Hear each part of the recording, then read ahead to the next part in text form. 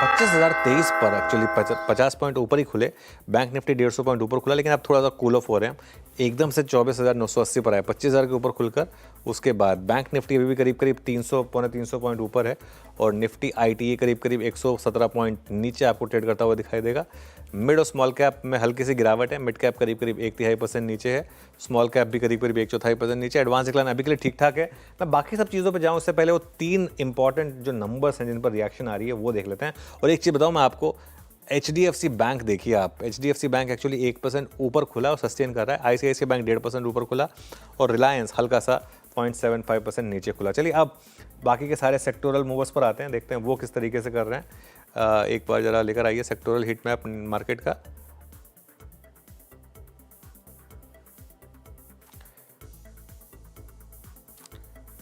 Okay, Nifty bank 1/3% ऊपर, Nifty financials करीब करीब 2/3% ऊपर, मेटल्स में भी 2/3% का जंप दिखाई देगा आपको।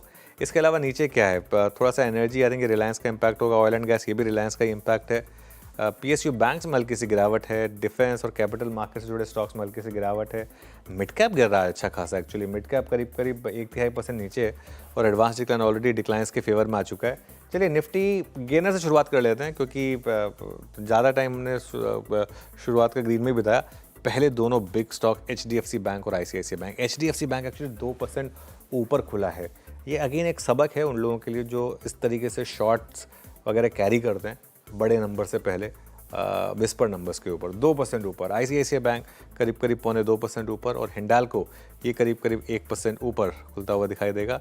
टाटा स्टील, अल्ट्राटेक सीमेंट और इटर्नल, यहाँ पर भी हल्की सी आपको बाइंग दिखाई देगी। लूजर्स पर आते हैं, अब जरा देखते हैं। उसमें सबसे ऊपर इंडसइंड बैंक 2.25% नीचे, इंडसइंड बैंक। उसके अलावा रिलायंस नीचे है, ICICI बैंक भी करीब करीब 1.5% नीचे। रिलायंस बहुत प्रेशर डाल रहा है मार्केट के ऊपर एक्चुअली, 2% नीचे। पूरा का पूरा मूव रिलायंस की वजह से। M&M, टाइटन और विप्रो।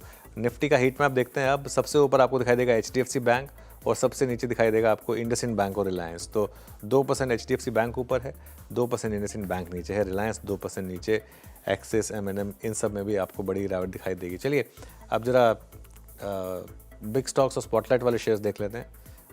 AU स्मॉल रेड में, JSW स्टील अब प्रॉफिट बुकिंग आ रही है यहाँ पर। एक्सिस बैंक 1.5% नीचे, जियो फाइनेंस में भी थोड़ी सी प्रॉफिट बुकिंग है हायर लेवल से। स्पॉटलाइट वाले शेयर्स देखते हैं, उसमें बजाज फाइनेंस फ्लैट है, और डिलीवरी ये भी फ्लैट ही है मोर और लेस दोनों।